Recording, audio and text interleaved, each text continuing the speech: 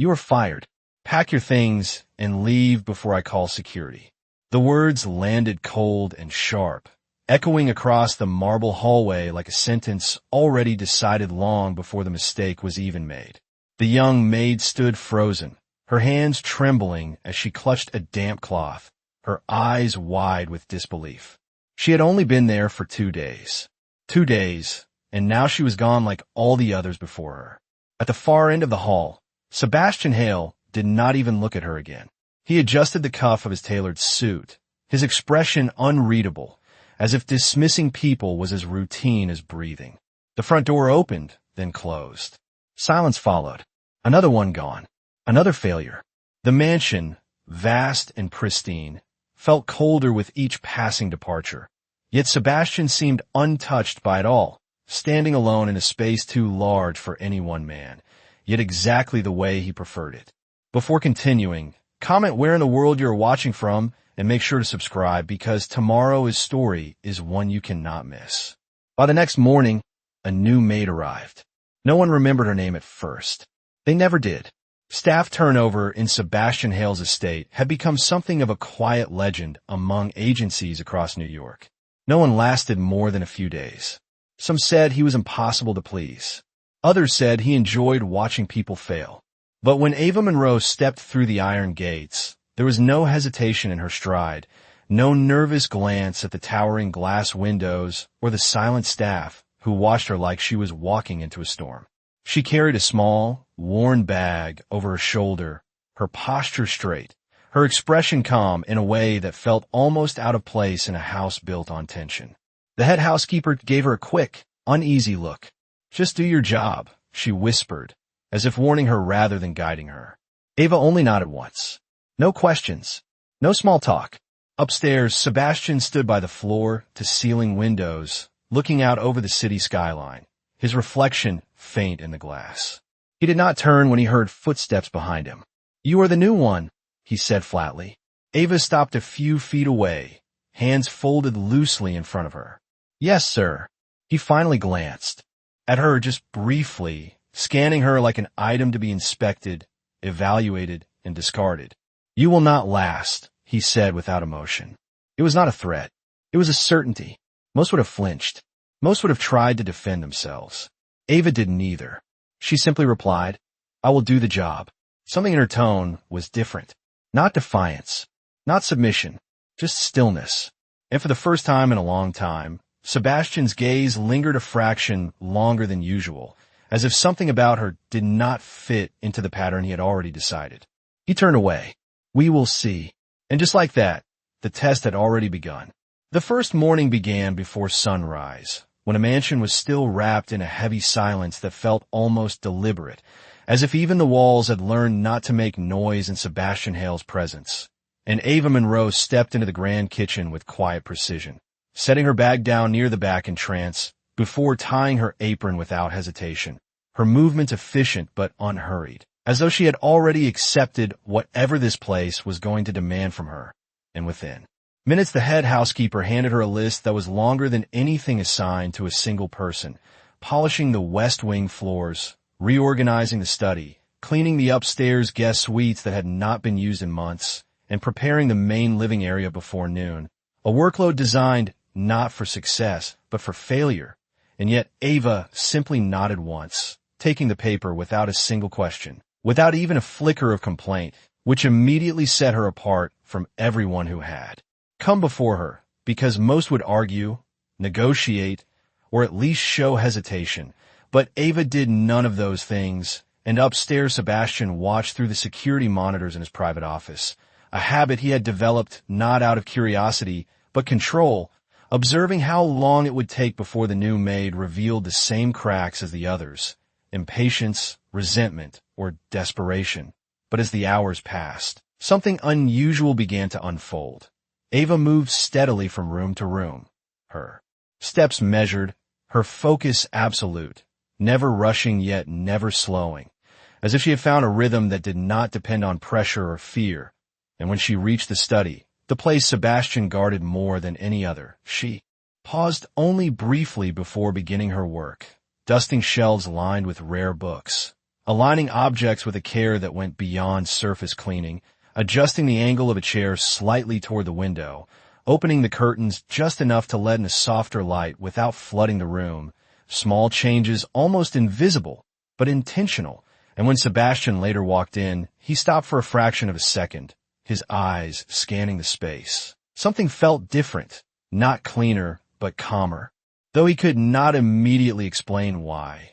And that was exactly what unsettled him, because everything in his world was supposed to be predictable, controlled, explainable, and Ava Monroe did not fit into any of those categories. But he said nothing.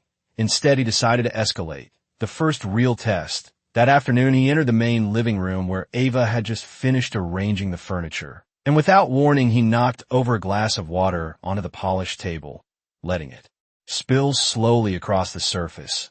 Watching her reaction closely, waiting for the sigh, the frustration, the visible crack in composure. But Ava simply turned, took a cloth, and began to wipe the water away with the same steady calm she had shown all morning. Her expression unchanged, her movements precise, no hesitation, no annoyance, as if the act itself carried no emotional weight at all. And for the first time in a long time, Sebastian felt something unfamiliar press quietly against the edges of his control, confusion, not because she obeyed, but because she did not react. And as the silence stretched between them, heavier than any argument could have been, he spoke again, his voice colder this time, sharper. "You missed a spot earlier," even though he knew she had not, even though the floor had been flawless. And Ava paused only for a moment before walking back to the exact place he indicated, kneeling slightly as she inspected the surface, then cleaning it again without protest, without defending herself, without even acknowledging the unfairness of the claim. And that was when Sebastian realized this was not compliance. This was something else entirely, something he could not provoke, could not break, and that realization did not calm him. It unsettled him more deeply than any defiance ever could, because for the first time, the test was not going the way he expected, and somewhere beneath the cold structure he had built around himself, a question began to form, quiet but persistent. What happens when someone refuses to play the game at all? By the second day, the pattern had already begun to shift, but only in ways so subtle that no one else in the mansion could have noticed, except for the one man who had built his entire life around control. And Sebastian Hale found himself watching the monitors longer than usual, not out of habit, but because something about Ava Monroe refused to settle into the expectations he had set for her. And that alone was enough to keep his attention locked in place, because every maid before her had followed the same predictable arc, nervous on the first day, defensive on the second, and gone by the third. But Ava moved through the house as if none of those stages existed, as if she had entered the system without ever becoming part of it. And that morning he decided to push harder, not with a single test, but with pressure layered across the entire day. Instructions delivered through the housekeeper became sharper, more demanding, contradictory at times. Clean the dining room, then leave it untouched, reorganize the shelves, then return everything to its original place. Tasks designed not only to exhaust, but to frustrate, to provoke the moment where composure would crack and the real person underneath would reveal itself. But Ava accepted every instruction the same way she had accepted the first, with a quiet nod and immediate action. And, as the hours passed, what should have created chaos instead created something else entirely. A strange sense of order that did not come from the instructions, but from her, because even when told to undo her own work, she did not rush, did not show irritation. She simply adjusted, as if the work itself mattered more than the outcome. And by late afternoon, something unexpected had begun to emerge throughout the mansion. The air felt different, not warmer in temperature, but softer in presence. The sharp edges of the space seemed less pronounced. And Sebastian noticed it the moment he stepped into the dining room.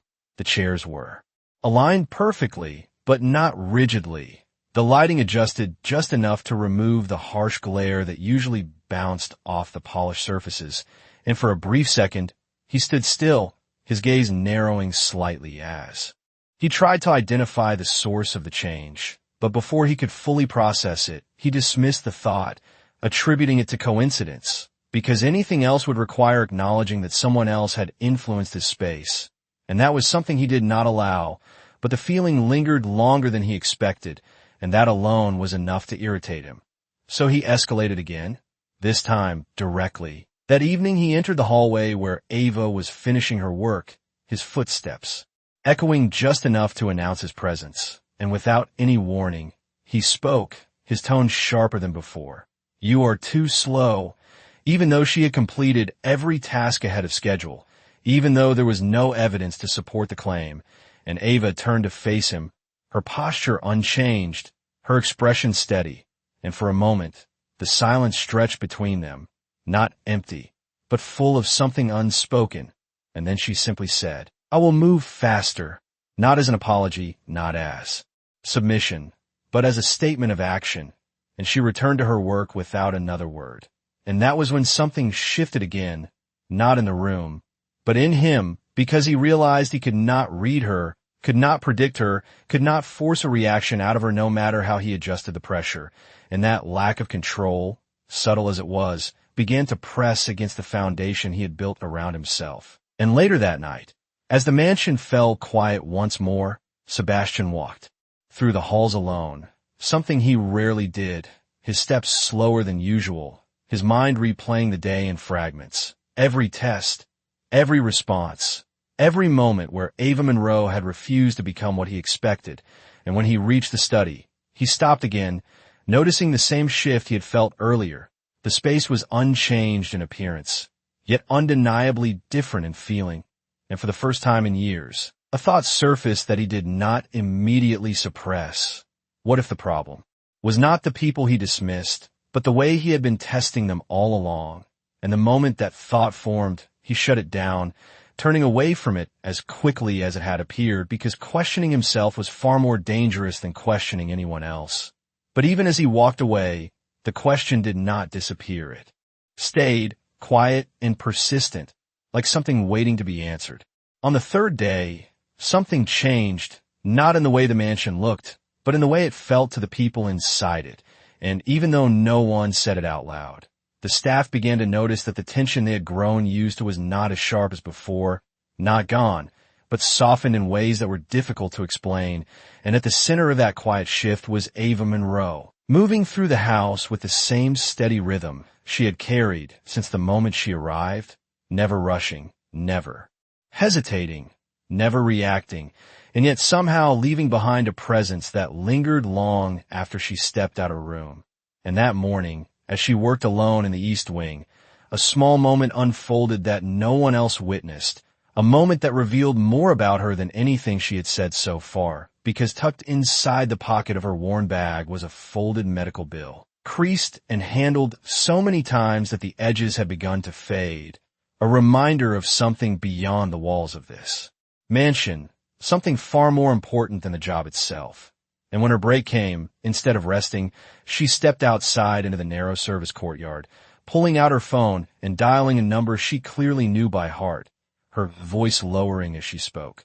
"Hey, it is me. How is he today?" And there was a pause, her expression tightening just slightly, the only crack in her composure anyone had seen so far. "I will send what I can this week. I promise," she said softly, her free hand pressing lightly against her forehead as if holding something together that she refused to let fall apart. And when the call ended, she stood there for a moment, eyes closed, breathing in slowly before placing the phone back in her pocket and returning inside, her calm restored as if the moment had never happened at all, and upstairs, completely unaware of that conversation, yet somehow sensing a shift he could not name, Sebastian found himself watching her again, not just out of habit this time, but with a growing curiosity that he refused to admit even to himself, because there was something about her that did not align with the patterns he had relied on for years. Something that suggested there was more beneath the silence, and that possibility unsettled him more than any mistake ever could. So he decided to push further, to create a situation that would force a reaction, something undeniable, something that would finally break through the calm she carried so carefully. And that afternoon he set the stage himself, placing a delicate glass vase on the edge of a narrow table in the hallway, positioned just enough to be unstable, knowing that with the amount of work assigned, it would only be a matter of time before it fell. And when Ava passed through that hallway carrying a stack of linens, the inevitable happened. The fabric brushed lightly against the table, and the vase tipped, falling to the floor with a sharp, echoing crack as it shattered into pieces, the sound cutting through the silence of the house. And within seconds Sebastian appeared, his expression already hardened as if he had been waiting for this exact moment. His voice, cold and immediate, "You broke it." And Ava looked down at the fragments, then back at him, her face unreadable, and for a brief second, it seemed like she might speak, like she might explain, defend herself, or point out what had really happened. But instead, she simply knelt down and began to gather the pieces carefully, her movements slow and deliberate to avoid injury. And when she finally spoke, her voice was quiet but steady. "I will replace it." And that was all. No argument, no attempt to shift blame, just acceptance of responsibility, even when it was not truly hers. And as Sebastian stood there watching her, something inside him tightened in a way he did not expect, because this was not the reaction he had been trying to provoke. This was not weakness. And it was not submission. It was something far more difficult to confront, something that did not fight back and therefore could not be defeated. And for the first time, the control he had relied on began to feel less like power and more like something fragile, something that might not hold if he pushed too far. But instead of stepping back, he did what he had always done. He turned away, leaving her there on the floor with the broken glass, telling himself that this, like everything else, would end the same way, that she would leave, that the pattern would repeat. But even as he walked away, there was a quiet certainty growing beneath his thoughts. This time might be different.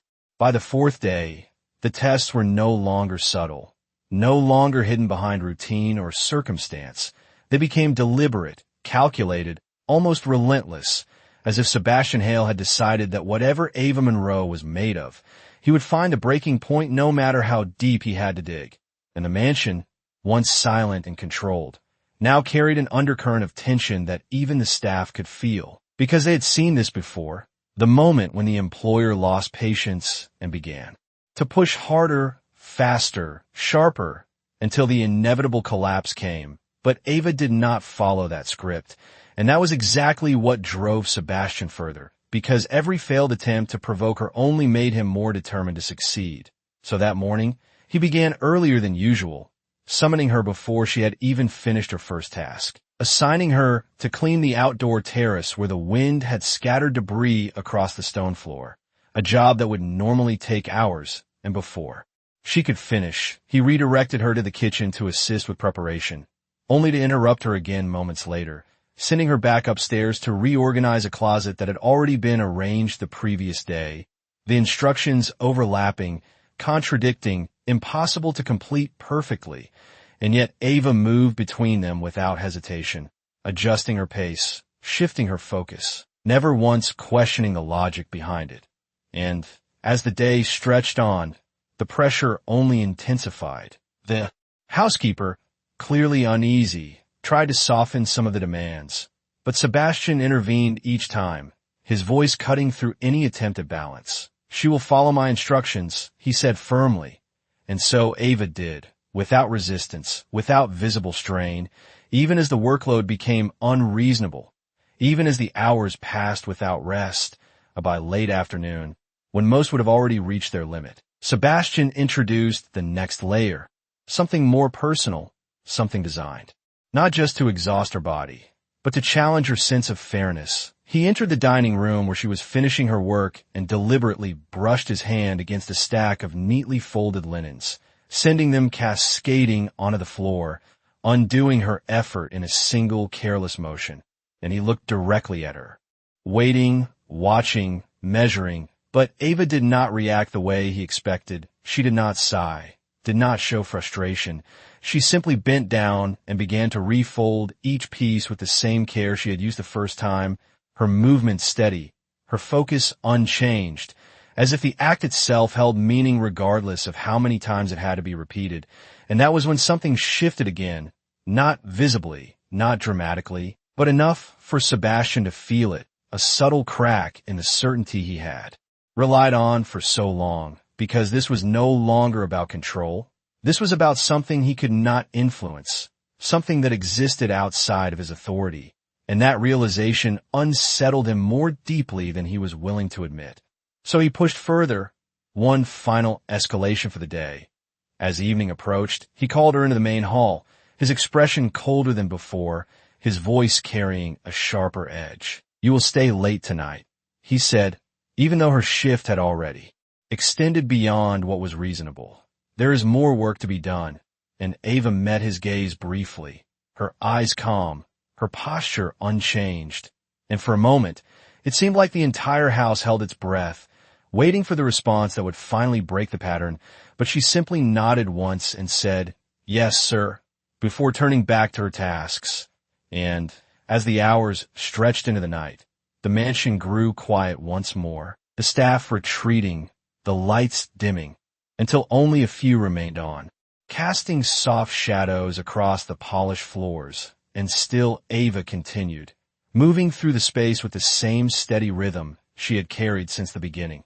And somewhere in the distance, unseen but present, Sebastian watched again, not with the same confidence as before, but with something else, something unfamiliar, something that felt less like control and more like uncertainty, because for the first time, the question was no longer when she would fail, but whether she would fail at all.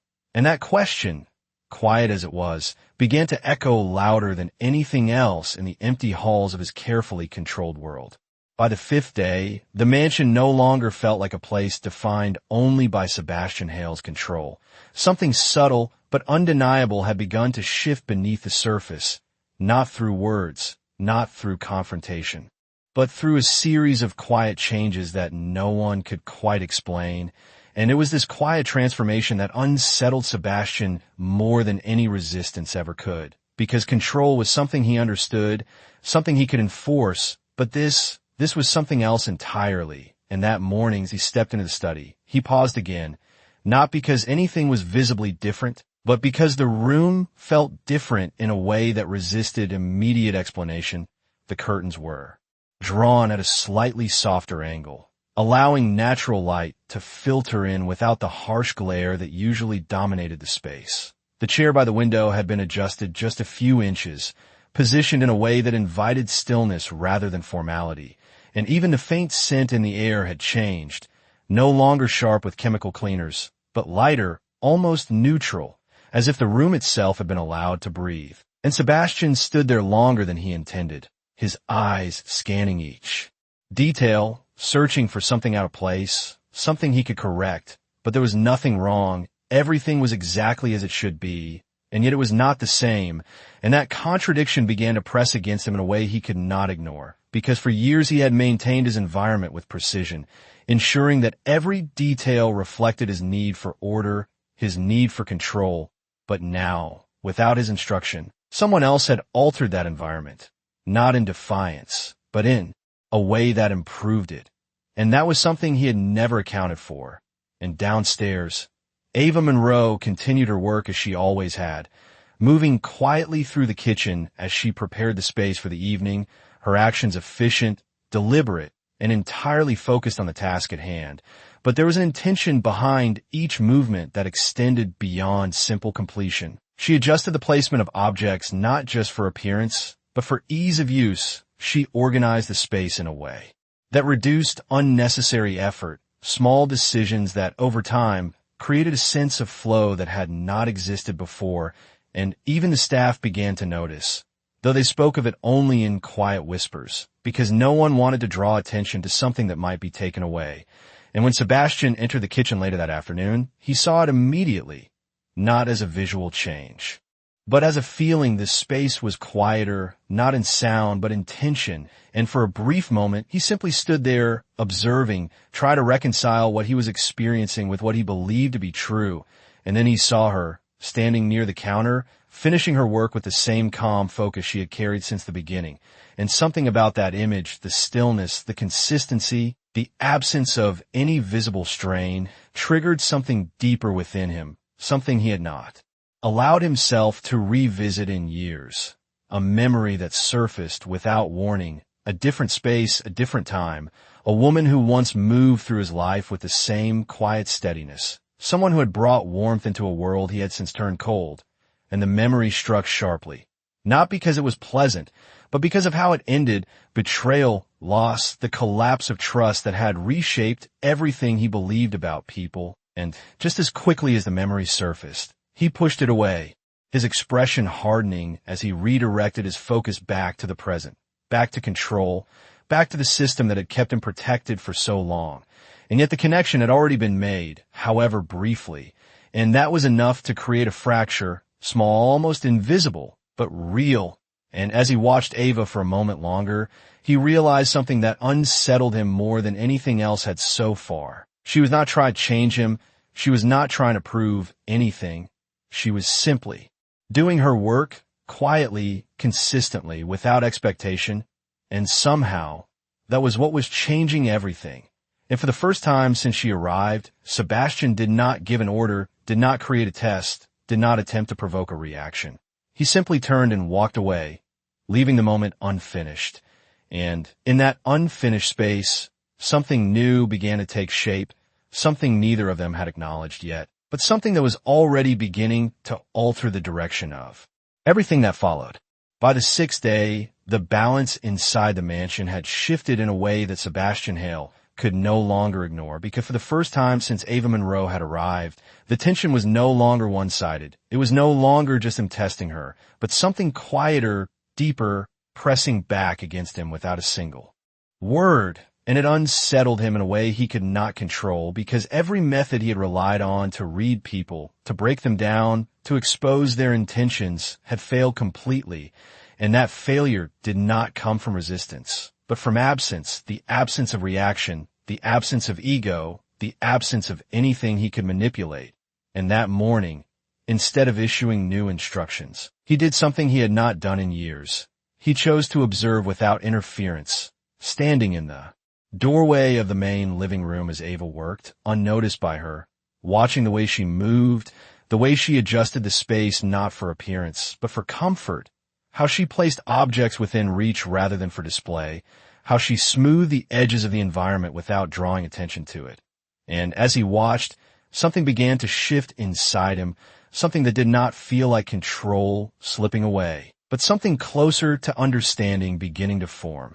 And that was when the past returned, not as a distant memory, but as something vivid, something sharp, something he could not push away this time, because Ava's presence had triggered it too clearly, a memory of a woman named Elena, someone who had once stood in this same house years ago, before it had become what it was now, before the silence, before the cold precision, before the walls had closed in. Elena had been different, warm, patient, someone who had believed in people, even when Sebastian had already begun to doubt them. She had moved through his life with a quiet strength that did not demand attention, much like Ava. And for a time, he had trusted her completely, more than anyone else. But that trust had been broken in a way that reshaped everything. Because Elena had not just left, she had taken pieces of his life with her, information, access, things that had been used against him in business, and nearly destroyed everything he had built. And the betrayal had not been loud or dramatic. It had been quiet, calculated, and final, leaving behind a silence that felt heavier than any confrontation ever could. And from that moment on, Sebastian had made a decision, not consciously at first, but firmly enough that it became part of him. Never trust, never allow closeness, never give anyone the opportunity to do that again. And that decision had shaped everything since: the way he ran his company, the way he controlled his environment, the way he treated the people who entered his space. And now, standing there watching Ava, he felt something he had not expected. Not anger, not suspicion, but a conflict he could not immediately resolve, because she reflected something he had lost, something he had buried under layers of control and distance. And for a moment, he found himself questioning whether what he had built around himself was protection or isolation. But just as quickly as the thoughts surfaced, his defenses returned, his expression hardening as he stepped fully into the room. his voice cutting through the silence with renewed sharpness. "You missed the corner by the window," he said, even though he had just watched her clean it thoroughly, even though there was nothing wrong.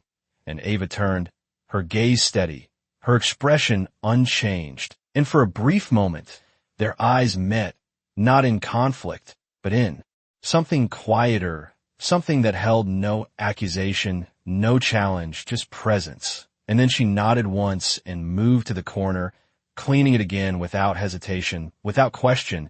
And that was when the conflict inside him deepened, because this was no longer about testing her. This was about testing himself, about whether the system he had built could hold against something that did not oppose it. And as the silence settled once more, heavier now, more deliberate, Sebastian turned away. Again, but this time, it was not with certainty. It was with doubt, a quiet, persistent doubt that followed him long after he left the room. Because for the first time, he was no longer sure that he was in control of what was happening. And that uncertainty marked the beginning of something he had spent years trying to avoid, the possibility that someone else, without force, without argument, without even trying, was beginning to change him. By the seventh day, the fragile balance that had been building beneath the surface finally began to fracture. Not because Ava Monroe had changed, but because Sebastian Hale could no longer contain the conflict growing inside him. And what had once been a controlled system of tests and predictable outcomes had turned into something far more dangerous, something personal, something that threatened the very foundation he had built to protect himself. And that morning, the tension in the mansion felt different, sharper, more volatile, as if something was waiting to break.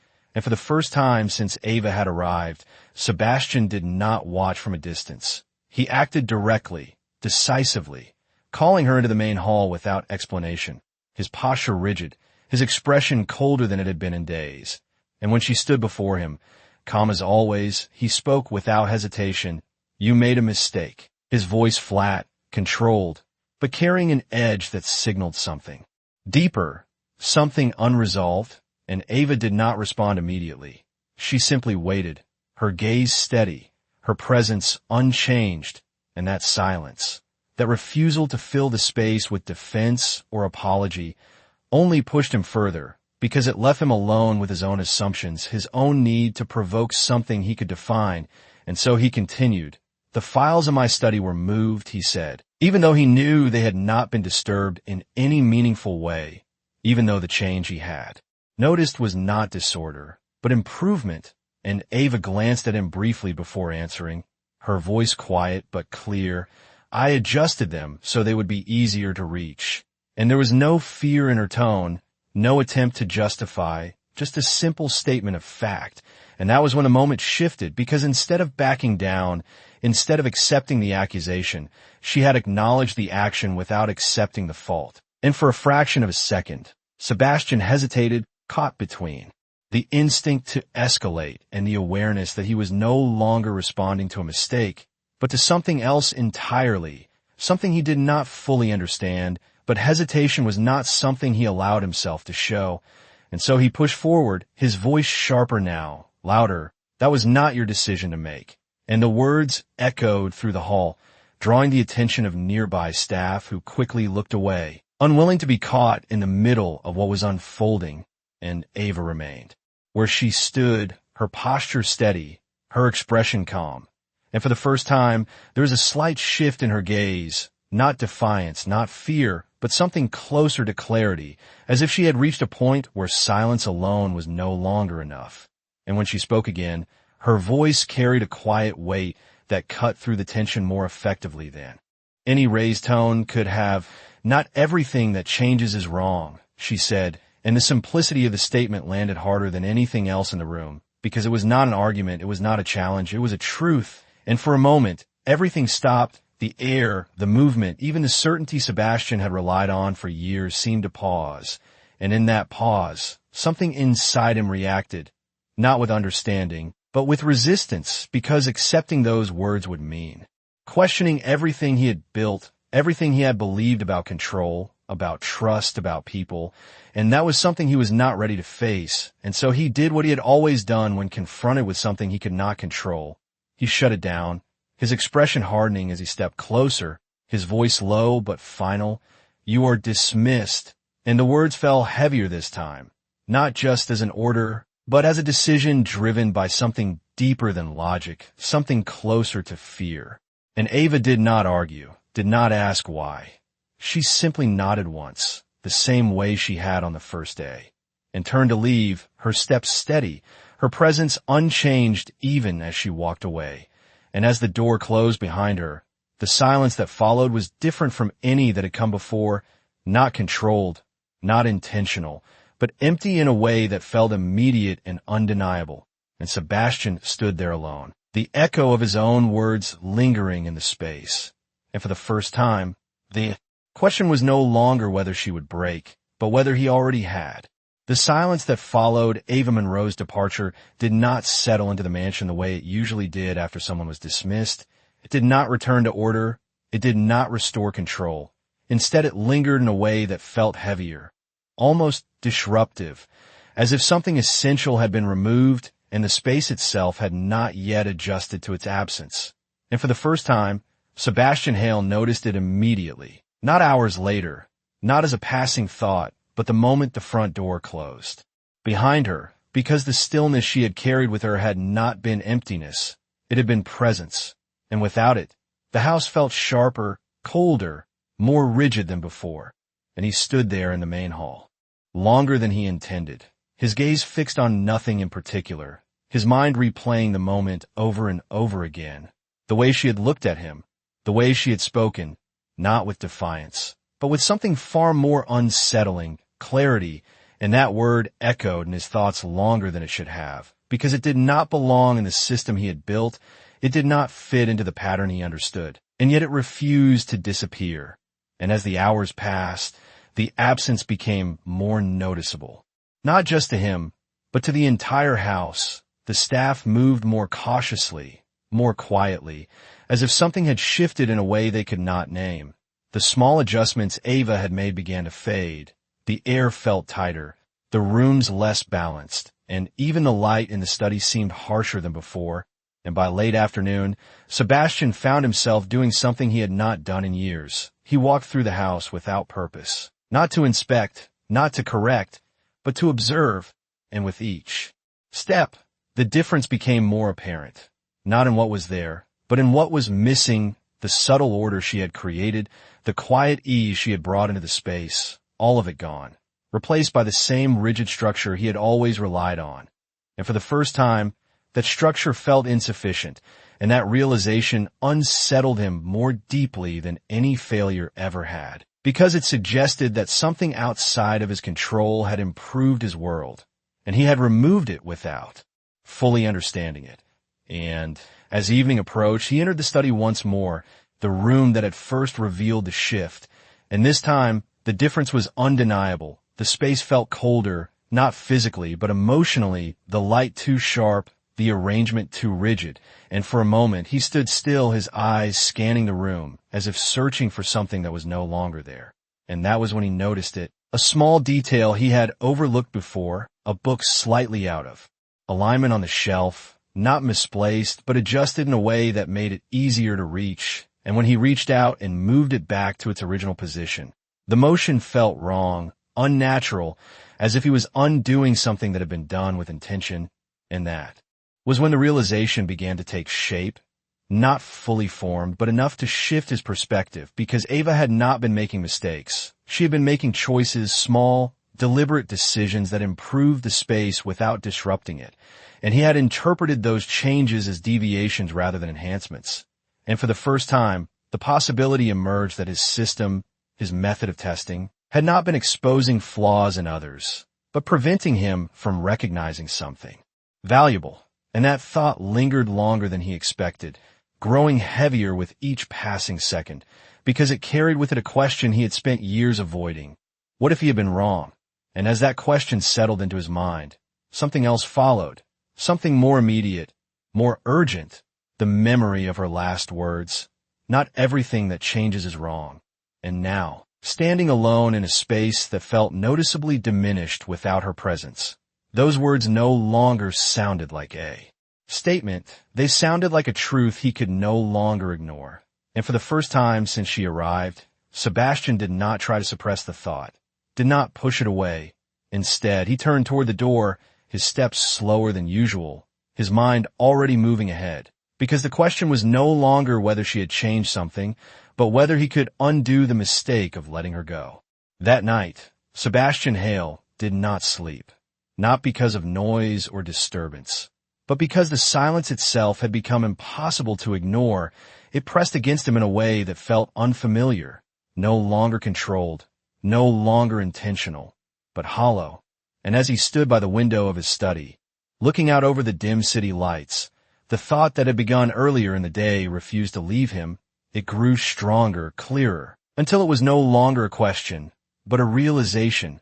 He had made a mistake. And for a man who had built his entire life on certainty, that realization carried more weight than anything he had faced in years, because it meant that the system he trusted, the one that had protected him from betrayal, had also blinded him to something real, something genuine, and without allowing himself time to reconsider, he acted, grabbing his coat and heading out into the night. Something he rarely did without preparation, without a plan, but this time, there was no plan, only direction. And as his car moved through the quiet streets of New York, his mind replayed every moment, every test, every response, every instance where Ava Monroe had chosen calm over conflict, action over reaction. And for the first time, he saw those moments differently, not as compliance, not as weakness, but as strength, the kind of strength that did not need to prove itself. And that realization only pushed him forward faster, because now the urgency was clear. This was not about control. This was about correction, about undoing something before it became permanent. And when he arrived at the employment agency where she had been hired, the lights were already off, the building quiet, but he did not stop. He found the number posted near the entrance, called it without hesitation, his voice steady, but carrying an edge that revealed more than he intended. "I need the contact information for Ava Monroe." And there was a pause on the other end, hesitation, policy, privacy, but Sebastian did not wait. "This is Sebastian Hale," he said, and that was enough, because his name carried weight. Doors opened, rules bent, and within minutes he had an address, not far, but far enough to remind him how little he had known about the person he had dismissed so easily. And as he drove again, the city changed around him, the polished skyline giving way to quieter streets, smaller buildings, places that existed outside the world he controlled.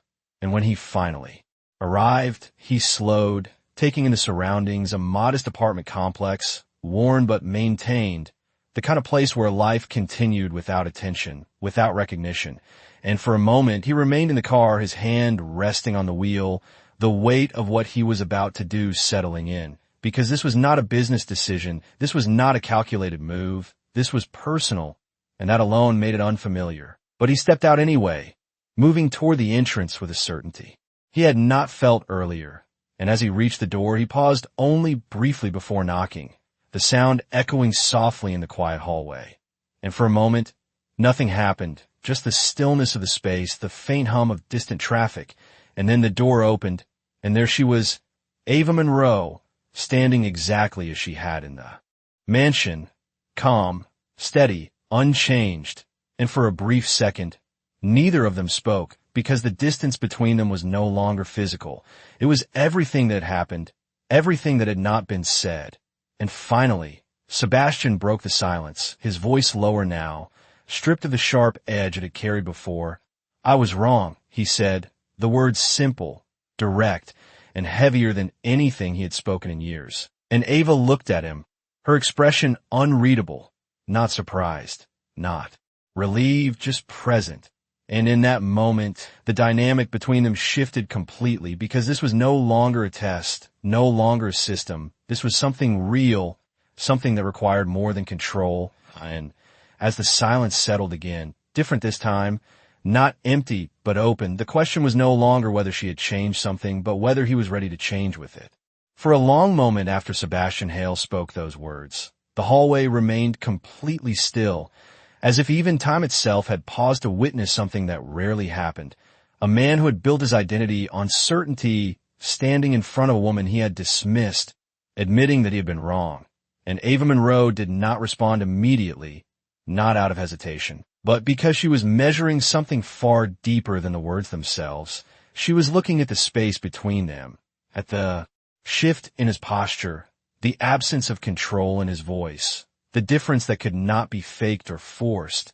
And when she finally spoke, her voice was calm, steady, unchanged. "Why did you come here?" she asked, not accusing, not defensive, simply asking for truth. And Sebastian held her gaze, something he had not done without intention before. And for a brief second, the instinct to deflect, to control the narrative, to turn the moment into something manageable, surfaced within him. But this time, he did not follow it. This time, he chose something else. "Because I did not understand what you were doing," he said, his voice quieter now, but clearer than before. "And I dismissed it before I tried to." And he paused, the words catching slightly as he continued. "Not out of weakness, but because they carried weight he was not used to holding. I thought I was testing you, but I was only proving something about myself." And the honesty in that statement settled into the space between them. Not dramatic, not overwhelming, but real in a way that neither of them could ignore. And Ava watched him for a moment longer, her expression still calm.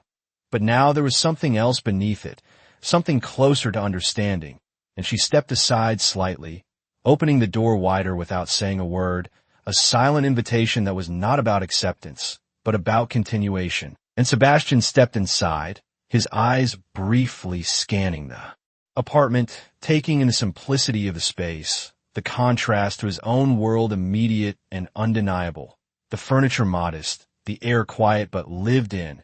And on a small table near the window, he noticed something that drew his attention, a stack of papers, medical documents, bills, the kind that carried weight far beyond their size. And for a moment, the pieces began to align in a way he had not considered before. And when he looked back at Ava, the question was already there, unspoken but clear, and she answered it without waiting. "My younger brother," she said, her voice steady. "He is in treatment." And there was no elaboration, no appeal for sympathy, just a statement of fact. And that simplicity carried more impact than any explanation could have, because it revealed something essential. She had not stayed because she had to endure him. She had stayed because she had something greater driving her, something that did not depend on his behavior. And that realization shifted everything, because it meant her calm, her consistency, her refusal to react had not been about him at all. It had been about something deeper, something rooted in purpose rather than circumstance.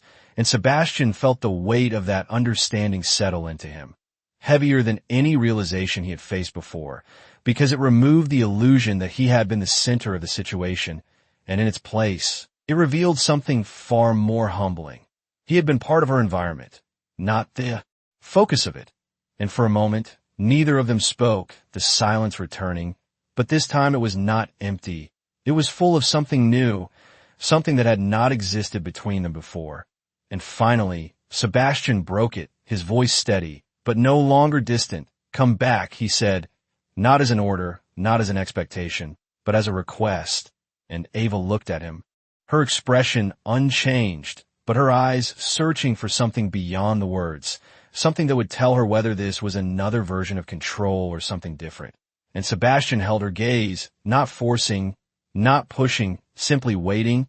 And in that moment, the dynamic between them was no longer defined by power, but by choice. And whatever happened next would not be determined by a test, but by something far more difficult to control: trust. The silence that followed Sebastian Hale's request did not feel like hesitation. It felt like evaluation, as if Ava Monroe was not deciding whether to return to a job, but whether to step back into a space that had once tried to break her. And for a moment, she said nothing, her eyes steady on his, searching not for the words he had spoken, but for the intention behind them. And Sebastian did not interrupt, did not explain further. He simply stood there, allowing the silence to exist without trying to control it. And that alone was something new, something that had not existed between them before, because for the first time, he was not trying to direct the outcome. He was allowing it to be chosen. And after a long moment, Ava spoke, her voice calm, but carrying a quiet weight that made it clear this was not a simple decision. "If I come back, it will not be the same," she said, and the words were not a condition. They were a truth, and Sebastian nodded slowly, not as agreement, but as acknowledgement, because he understood that what she was saying was not about rules or tasks. It was about something deeper, something that could not be written or enforced, and for a moment, the space between them shifted again, no longer defined by what had happened, but by what could happen next. And finally, Ava stepped forward, not toward him, but toward the decision itself. "I will come back," she said, her tone steady, but not soft, and there was no relief in her expression, no sense of victory, only clarity, and that clarity settled into Sebastian in a way he did not expect, because it was not about being forgiven, it was about being given a chance, and those two things were not the same. And the next morning, the mansion felt different the moment she returned, not because of what she did, but because of what was no longer there. The tension that had once defined every interaction had been replaced by something quieter, something more uncertain, but also more open, and Sebastian noticed it immediately, not just in the space, but in himself, because when he saw her step through the door, he did not issue an order, did not create a test. He simply acknowledged her presence with a brief nod. And that small shift carried more meaning than anything he had done before. And as the day began, Ava moved through the house as she always had, steady, focused, intentional.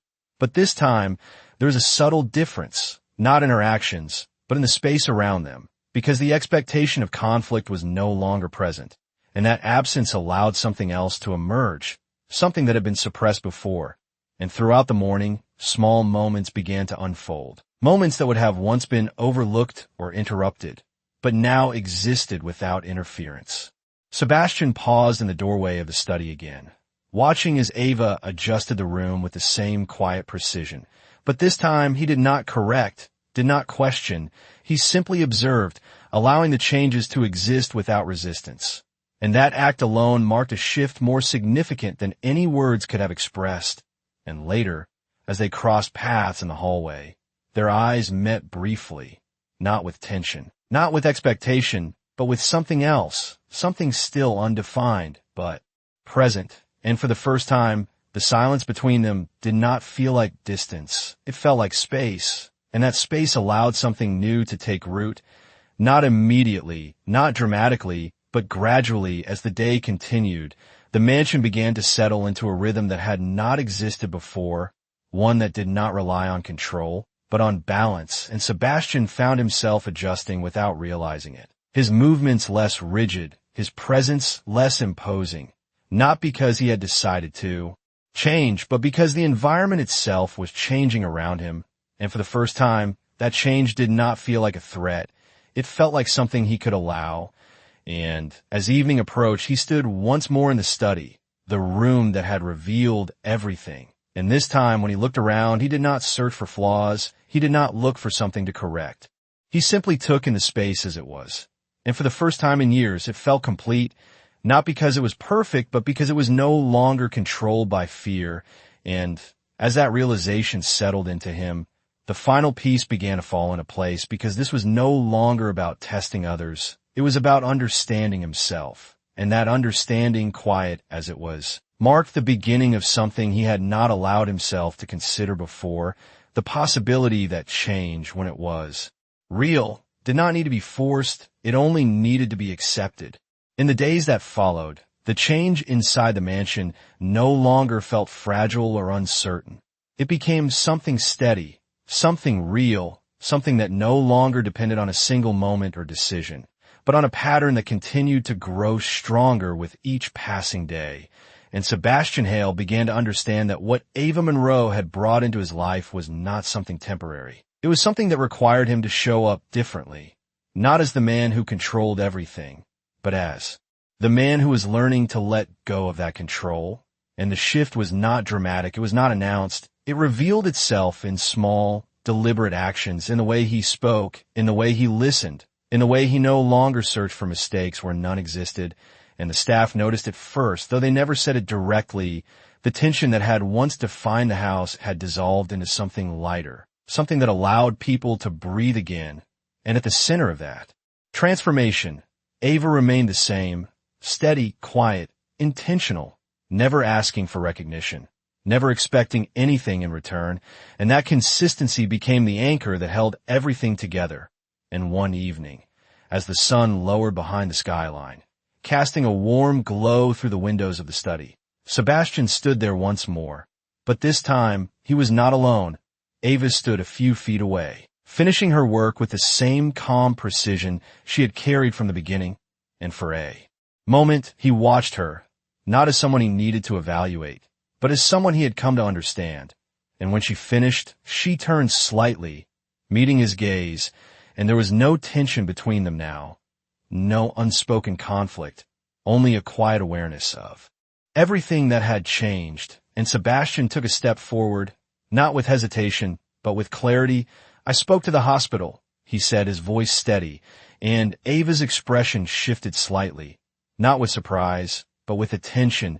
"Your brother's treatment will be fully covered," he continued, and the words settled into the space between them, not as a display of power, but as an act of intention. And for the first time since she had entered his life, Ava's composure softened, just slightly. Not enough to break, but enough to reveal something deeper, something human. And she looked at him for a moment longer before speaking, her voice quiet but carrying more weight than anything she had said before. "You did not have to do that." And Sebastian shook his head once, a small, genuine gesture. "I know," he replied. And that was the difference, because this was no longer about obligation. It was about choice. And as the silence settled again, it felt different from anything that had come before. It was not empty. It was not tense. It was full of everything that had been built between them without force, without expectation. And for a moment, neither of them moved because there was nothing that needed to be said. The understanding was already there. And finally, Ava gave a small nod, not as acceptance of the gesture, but as acknowledgement of what it meant, as she turned to leave the room, continuing her work as she always had. But as she reached the doorway, Sebastian spoke again, his voice quieter now, but certain. "Ava," and she paused, turning slightly, and for a brief moment, the world seemed to narrow to just that space between them. And he held her gaze, not with control, not with expectation, but with something new, something honest. "Stay," he said, not as an order, not as a request tied to a role, but as something personal, something real. And Ava looked at him, her expression calm, but her eyes reflecting something deeper, something that had been growing quietly all along. And after a moment, she gave a small, genuine nod. And this time it was different because it was not about the job. It was about the choice to remain. And as she stepped out of the room, the door left open behind her. Sebastian stood there, not in silence, but in something far more meaningful, a space that no longer needed to be controlled, because for the first time, it felt like home, not because of what it contained, but because of who he had become within it.